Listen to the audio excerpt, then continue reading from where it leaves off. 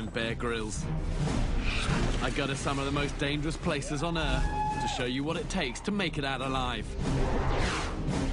I've traveled the globe facing challenges in the sort of places you wouldn't last a day without the right survival skills. Now, I'm in Norway, one of the most beautiful, extreme, and wettest places on the planet. I'm going to be taking survival situations to the breaking point. To show you how easy it is to make the wrong decision and what the consequences could be. Here we go. The difference between success and failure often rests on a knife edge. Get it wrong, and you could pay the ultimate price.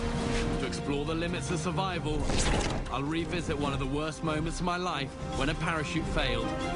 It's weird putting yourself back into a situation that you almost pay for with your life. Make my longest Tyrolean crossing. And you're not human if your heart rate doesn't go up when you look down. Experience the awesome power of fast rivers. Very, very close to the exit. And you just gotta work hard and work fast. And go beyond my limits to show you how a simple mistake can cost you your life. No hypothermia. If that storm doesn't stop, you're gonna die.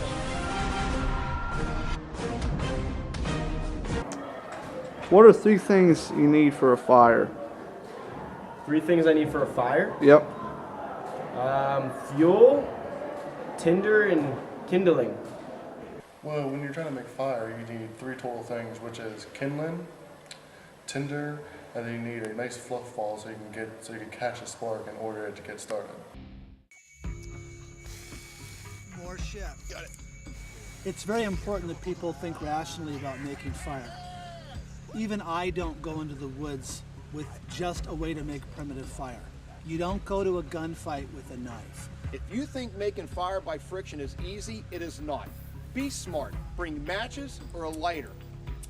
There's a lot of misnomers with primitive fire making skills. They can be very difficult, especially if you go to a damp area. So one thing I would always recommend for someone that's an outdoor recreation is have modern ways to make fire. Bring your wooden matches, bring your metal match, bring 2 or 3 different ways to make modern fire and store them on 2 or 3 different places on your body. That way, if you lose your backpack, you have matches and a match safe in your pocket.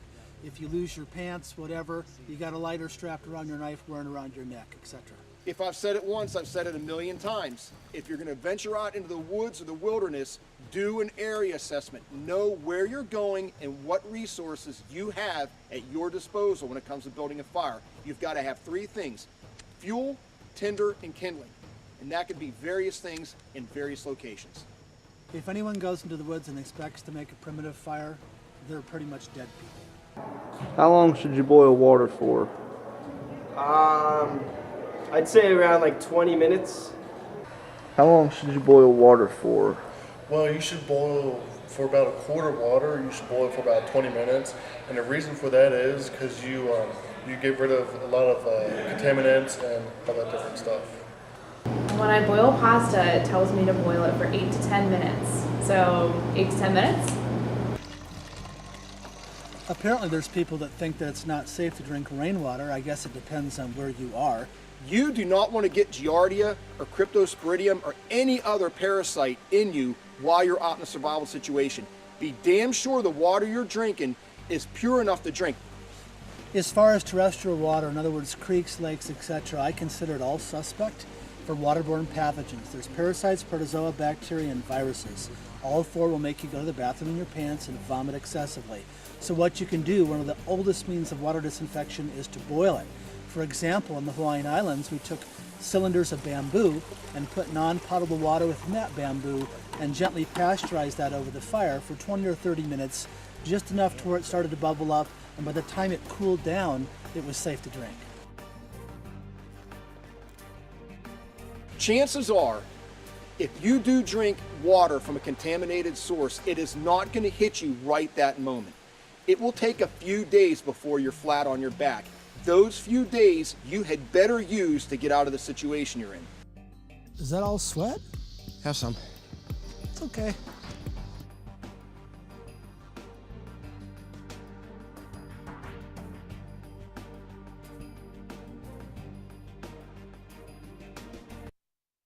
If lost in a place where there is snow on the ground, why don't you want to eat the snow?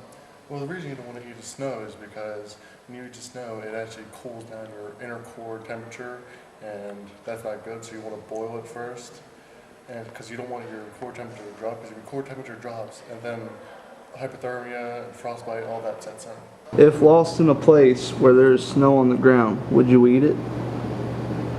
Probably not. That is kind of nature's bathroom. What are your 4 primary survival concerns? Well, your 4 main ones is food, shelter, fire, and warmth. What are the 4 primary survival concerns? Well, after finding some sort of shelter, I would want to make sure that my hair is brushed and that I'm in a warm climate so it doesn't get frizzy. That I have access to water to maybe wash my face and brush my teeth. I'd probably want to stay alive, and I'd probably want to get some sleep too. Probably exhausting trying to stay alive, so I'd want to take a nap. Okay. In a survival situation, what suffers because your heart rate goes up? Well, when your heart rate goes up, it's adrenaline pumping through your blood, so you're going back, and it's going to make you harder. It's going to make you start running in like all directions, thinking you can run out of there. And also, after a while, if you try to make a fire or something, your motor skills you can't control yourself. Like you won't have that good of motor skills to like start a fire or build a shelter because you're just going to be too anxiety and all that stuff. Because anytime you're in a real survival situation, your complex and fine motor skills suffer because your heart rate goes up. And when you have an adrenaline dump in your body, you'll have a very hard time literally making anything that is required to make fire by friction. A lot of the fire making skills I do on dual survival, especially the primitive ones, I've practiced for more than 20 years in doing that. I encourage people to practice those skills, but in the safety of their backyard or at a campsite where they do have matches or they do have a lighter.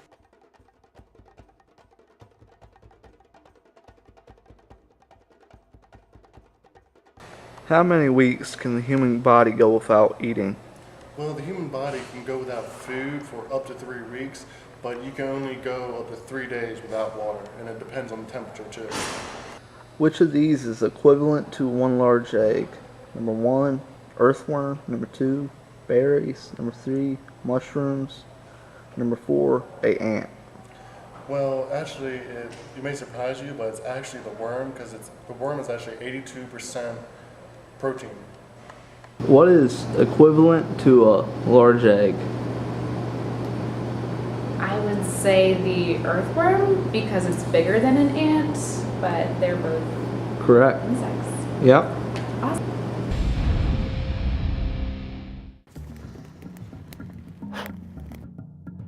There's a lot of myths about eating wild edible plants out there. One of the most deadly things you can do is breach the human barrier by putting something in your mouth that you're not familiar with. And I can tell you that from unfortunate experiences. I have never got poisoned in the wild because I don't eat anything unless I am 100% sure I can eat it. And the 2 biggest things you need to worry about are berries and mushrooms. There are mushrooms that will kill you if you eat them. Be 100% sure you know what you're eating before you put it in your mouth.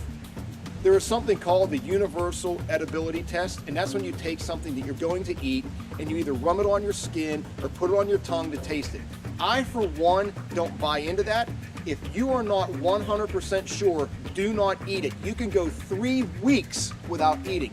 3 weeks. If you can't find your way out of a survival situation in 3 weeks, you've got bigger problems than eating. You're So food is not ever in short-term survival a priority in short-term survival, which typically lasts 3 days or less.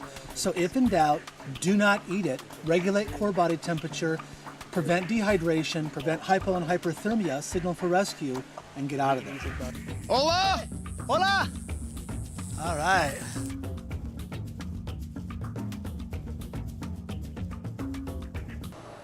Well, if thirsty, what's a great resource to look for if you can't find water? Well, if you're in like the Appalachian Mountains and you're in like mountains area and it's wet, the best thing to look for is actually stagnant moss and different kinds of mosses, because moss acts as a filter, and if you take that and you just squeeze it, you'll actually get a lot of water out of it, and you don't have to disinfect it. It's already disinfected and everything like that. What is the most important survival skill?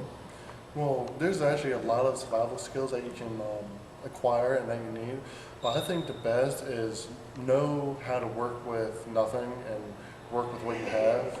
And there's also fire starting skill, and there's like building shelter skill, and there's also actually like knife making, because I think the most important tool for survival situation is a knife, because you can get a lot of stuff from just one little knife, and you can do a lot of stuff. You can make shelter, you can make fire, you can hunt, you can do all that just with one little pocket knife.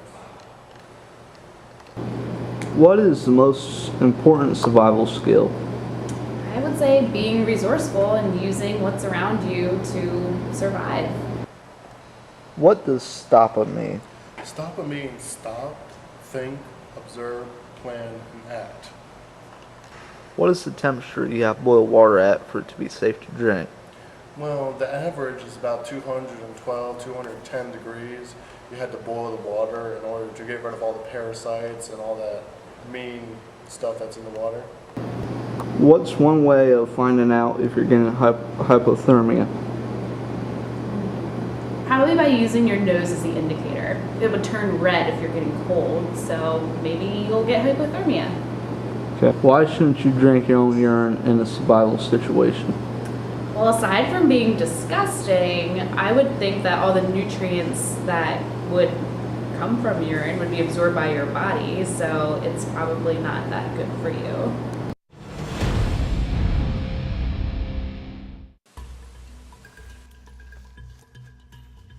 Everybody talks about the 4 components of survival: food, water, shelter, fire.